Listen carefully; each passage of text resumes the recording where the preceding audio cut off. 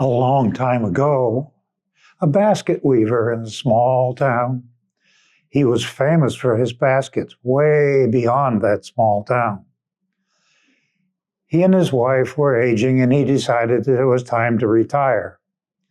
Part of that decision was that all of the reeds and all of the marshes around were pretty well depleted, except for one, and that was where the fairies lived. And nobody went in there because if they did, the fairies would kind of do stuff, and it wasn't nice all the time. Well, anyway, he retired until something came along and they needed just a little bit of income. So his wife says, come on, you can go down into the fairy marsh and you can get some reeds. Well, I don't really want to. Well, you need to, okay? Okay. Now, it was quite a distance from his house. So he got up early one morning, got his tools together, and he got some baskets so that he could fill the baskets with the reeds, and off he went. Well, it was early afternoon when he got there.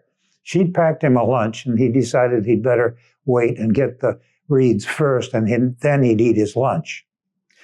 So into the bog he went, and he's looking around, doesn't see anything. He cuts all the reeds that he needs, puts them in his baskets, and as he was walking out, all of a sudden, a heavy, thick fog. He could barely find his way out.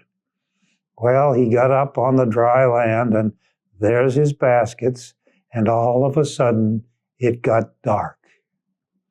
Well, he looked around, he didn't see anything, and he knew that he couldn't find his way back home, so he saw a light way off in the distance. And he walked over, and here's a nice little cottage. The front door was open, and he could see there was a couple sitting in front of the fire. And he walked up and he knocked on the door, and they said, well, come on in. And the man of the house turned to him and he says, have you got a story? And he says, no, I don't have any stories. I'm sorry. Well, the woman says, why don't you take the bucket of water out there and fill it up? We need to have it filled anyway. And, well, you earn your keep. Maybe we could find some food for you.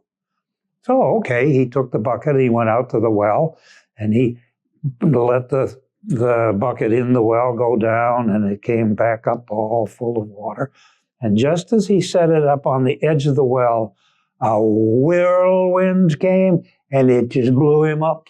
It blew him to the left, it blew him to the right, and it set him down. He's standing in front of a very long, narrow building. The door was wide open. He looked in. There were people in the middle of the room. There were people along the side. One of the women that was sitting over on the side saw him in the door and said, come on in. So he came in and he realized he was in a wake. So it got a few minutes after he sat down, and the lady turned to him and said, the priest can't make it out from town, so you're going to have to go over there and say the prayer. He thought, I don't know how to do this. She says, everything will be fine. So he went out and he stood at the head of the casket and he offered a prayer. It was the best prayer anybody had ever heard. Well, then he came back and he sat down and the dancing started. And she said, oh, the musician is supposed to be here, but he can't get out here either because that fog is really terrible between here and town. There's a fiddle over there. You could play the fiddle. He says, I don't know how to play the fiddle. She says, it'll be fine.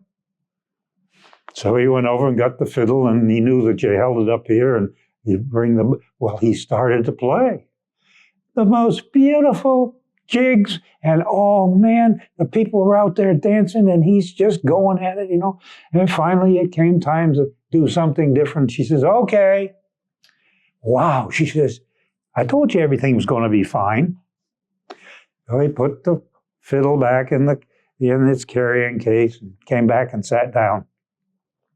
Well, the pallbearers got over and they picked up the casket, but there was one fellow in that other corner that was about, I don't know, 3 feet taller than everybody else.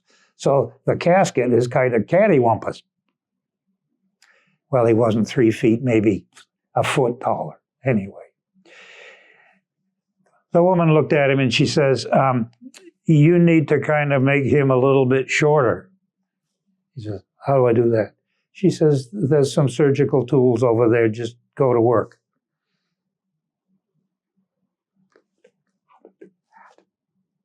She says, everything will be fine. So he took the surgical tools over and he shortened the man's legs down to the same size as the other ones. They picked up the casket and out they went.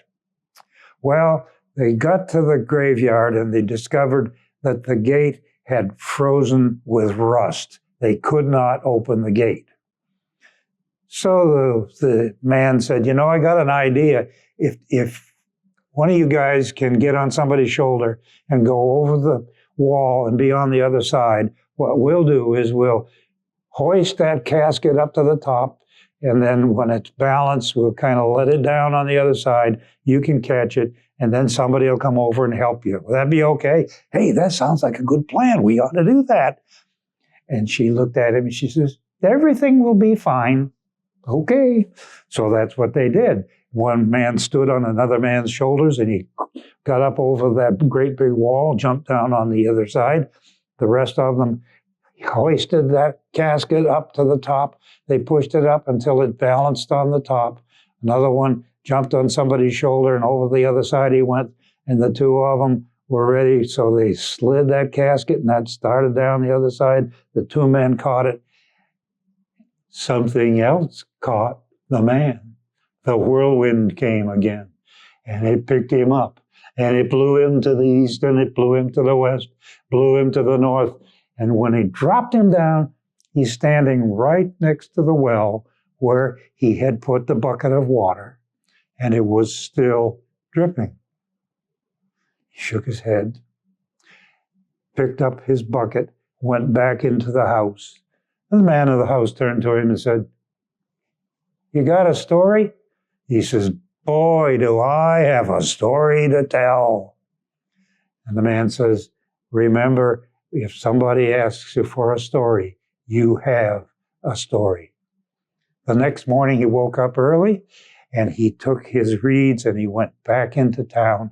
And when he got home, his wife says, I'd like to hear your story.